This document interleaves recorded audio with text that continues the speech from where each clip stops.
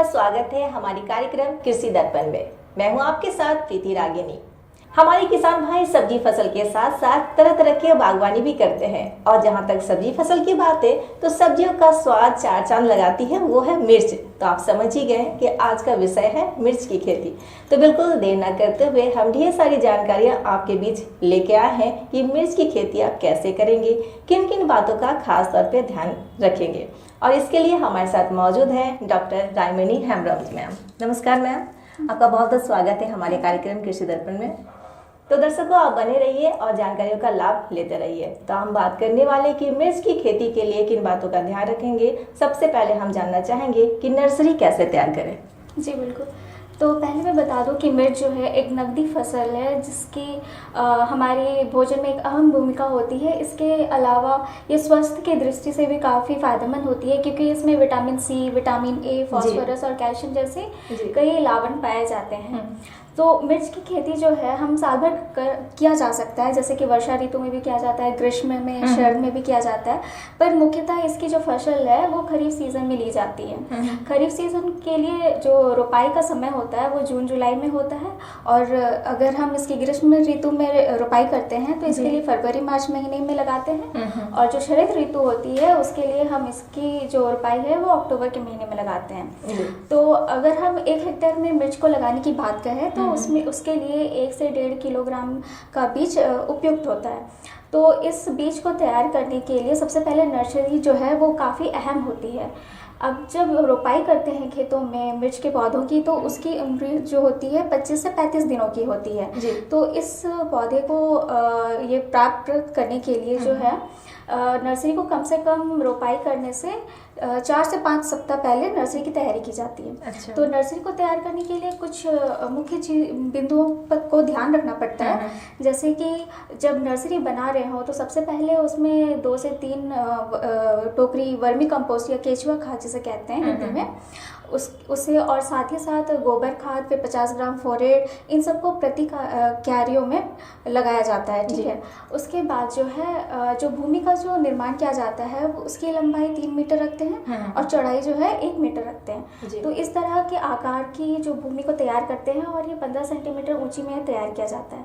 उसके बाद क्या किया जाता है कि एक बुआई के 1 दिन पहले जो है भूमि को एक कार्बनडाजिम नामक एक रसायन होता है उसे 2 ग्राम प्रति लीटर की दर से उसका भूमि का उपचारण करते हैं। इसके साथ साथ जो है बीज का भी उपचारण करना बहुत आवश्यक होता है।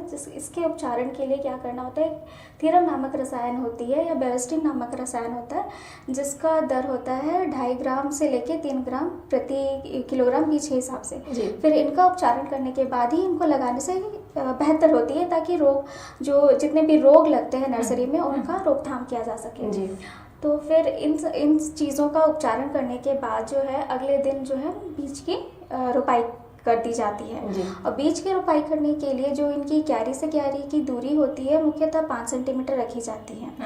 उसके बाद जो है बीज की बुआई करने के बाद मिट्टी हो गया, फिर खाद और बालू, इन तीनों चीज़ों का समान अनुपात में मिश्रण बनाकर उससे बीजों को जो है ढक दिया जाता है। उसके बाद सिंचाई कर दी जाती है। तो इस तरीके से नर्सरी मिर्च की तैयार की जाती है। तो किसान भाइयों, हम जान गए कि नर्सरी कैसे तैयार करेंगे और इसी के साथ साथ एक और खास बात जो कि हम जानना चाहेंगे कि मिर्च की खेती में ड्रिप पद्धति और मल्चिंग का प्रयोग कैसे है और किस तरह से करते हैं। यदि किसान भाई मिर्च की आधुनिक खेती करना चाहें तो उसमें सिंचाई के लिए ड्रिप पद्धति का इस्तेमाल कर सकते हैं। इसके साथ साथ मल्चिंग का भी उपयोग किया जाता है। मल्चिंग का उपयोग करने के मुख्य जो फायदे हैं वो ये है कि उसमें खेत में नमी बनी रहती है, नमी का संरक्षण होता है। तो ऐसे मल्चिंग कोई नई विधि नहीं है, किसान भाई उसे काफ़ी पहले से ही इस्तेमाल किए जा रहे हैं। अंतर ये है कि पहले जो है किसान मल्चिंग के लिए सूखे पत्ते या भूसा का इस्तेमाल करते थे, लेकिन अब उनकी जगह प्लास्टिक मल्च का उपयोग होने लगा है। तो इस प्लास्टिक मल्च के उपयोग से खरपतवार का भी नियंत्रण होता है और खरपतवार नियंत्रण के लिए जो है 30 माइक्रोन की मोटाई का जो है प्लास्टिक मल्च का इस्तेमाल किया जाता है। अच्छा। ये मल्चिंग का उपयोग करने से क्या होता है कि सिंचाई में बचत होती है, खरपतवार का नियंत्रण होता है, फिर निकाई गुड़ाई में जो भी खर्च आते हैं उसमें बचत होती है, और फिर नमी तो बरकरार रहती है जी। अब अगर किसान ड्रिप पद्धति का इस्तेमाल कर रहे हैं तो पौधों को पोषक तत्वों को देने के लिए फर्टिगेशन का इस्तेमाल कर सकते हैं। फर्टिगेशन के लिए क्या करना होगा कि ऐसे उर्वरक का इस्तेमाल करना होगा जिनका जल में आसानी से विलय हो सके, जैसे कि 19 ये जो एक ऐसा उर्वरक है जिसमें नाइट्रोजन, फास्फोरस और पोटैश की मात्रा को मिश्रित रूप में दिया जाता है, और इसे आप जो सिंचाई का जल होता है उसके साथ आप आसानी से दे सकते हैं। तो इससे फ़ायदा ये होता है कि पौधों को उर्वरक समय पर मिल जाती है और उसकी उपयोगिता की क्षमता भी बढ़ जाती है, और अंततः जो मिर्च का गुणवत्ता होती है, उसकी उत्पादकता होती है, उसमें भी वृद्धि आती है। जी, तो ये बहुत ही अच्छी बात है कि यहाँ पे ड्रिप पद्धति और मल्चिंग का प्रयोग करते हुए अगर मिर्च की खेती की जाए तो अच्छा लाभ मिल सकता है। इसी के साथ हम जानना भी ये भी चाहेंगे कि कौन कौन सी किस्म होते हैं और उन सही किस्मों का चुनाव कैसे कर लें। किसान इस बात का ध्यान, जब किस्मों का चुनाव कर रहे हो तो किसान इस बात का ध्यान रखे कि जो उनके एरिया में जो भी किस्में हैं वो प्रचलित हैं उनका ही चुनाव करें, और इस बात का भी ध्यान रखिए कि उसमें रोधी को सहने की क्षमता हो, जो जितने लोग लगते हैं उन्हें सहने की क्षमता हो। और अगर ऐसे किस्मों की बात करें तो पूसा ज्वाला हो गया, पंसी 1 हो गया, और यहाँ पलांडू रांची से विकसित एक किस्म है स्वर्ण प्रफुल्य, उसका चयन कर सकते हैं। जी, तो बहुत अच्छा लगा मैम कि हम जान गए कि ड्रिप पद्धति क्या है, मल्चिंग का प्रयोग कैसे करेंगे, और इससे हमारे किसान भाई को मिर्च की खेती करने में बहुत ही सहायता होगी। तो साथ ही साथ अब हम ये भी जानना चाहेंगे कि विषम परिस्थितियां हो ही जाती है फसलों के साथ, तो ऐसे में जो है मिर्च की खेती का भी दुष्प्रभाव पड़ता है, और ऐसे में कई कीट लग जाते हैं, कई तरह के रोग आ जाते हैं, लेकिन उसका नियंत्रण कैसे करें, इसकी रोकथाम किस तरह से की जा सकती है।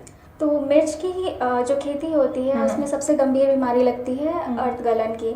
इस बीमारी में क्या होता है, जब पौधे छोटे रहते हैं तो जमीन के समीप जो उनका तना का भाग होता है वो काला पड़ जाता है, सड़ने लगता है, जिसकी वजह से पौधे गिरकर मर जाते हैं। अच्छा। तो इसके रोकथाम के लिए क्या करना होता है, जो पौधशाला में जो उसकी भूमि होती है उसका भी उपचारण करना होता है। जैसे आपको बताया नर्सरी में कार्बन डाइऑक्साइड नामक रसायन से करते हैं, उसी प्रकार बीज का उपचारण करना भी बेहद आवश्यक होता है। तो ये दोनों अगर आप कर लेते हैं तो ये बीमारी जो है इसका रोकथाम किया जा सकता है। और मिर्च में एक विषाणु रोग भी लगते हैं जो कि मुख्यतः कीट के द्वारा फैलाए जाते हैं। तो इस रोग में क्या होता है, जो मिर्च की पत्तियां होती है वो सिकुड़कर मुड़ने लगती हैं, तो इस वजह से जो पौधे का जो बढ़ना होता है वो भी कम हो जाता है, और अगर फल लगती है तो वो भी बहुत छोटे आकार की रहती है। तो इसके रोकथाम के लिए सबसे पहले तो जो रोग ग्रसित पौधे होते हैं उनको आप उखाड़ कर उन्हें नष्ट करिए। उसके बाद जो कीट है जो इस बीमारी को फैलाते हैं उनके नियंत्रण को भी करना बहुत आवश्यक होता है। तो उनके नियंत्रण को करने के लिए डाइमेथॉयट या मिथाइल डिमेटॉन नामक रसायन होता है, जिसका दर 1 ml प्रति लीटर के हिसाब से देकर उसका पौधों पे छिड़काव करें। या इसका छिड़काव करने के बाद, पहला छिड़काव करने के बाद अगर आवश्यकता हो तो 10 से 12 दिन के अंतराल में भी इसका छिड़काव दोबारा किया जा सकता है। बिल्कुल। तो मिर्च की खेती के बारे में बहुत ही विस्तृत जानकारी और एक के बाद एक बारीकियों को हम समझ भी रहे हैं। तो जैसा कि अब हम कीट नियंत्रण के बारे में जान गए, इसी के साथ साथ होता है कि उत्पादन क्षमता कैसे बढ़े, ज़्यादा से ज़्यादा मुनाफा भी आए। तो क्या मिर्च की खेती में किसान भाई जो है उत्पादन ज़्यादा बढ़ा के अपनी अच्छी आमदनी कर सकते हैं, इसकी क्या संभावना है? जी बिल्कुल, अगर किसान वैज्ञानिक तरीके से खेती कर रहे हैं तो उस मिर्च की खेती से ज़रूर से ही उनको बहुत ज़्यादा लाभ होगा।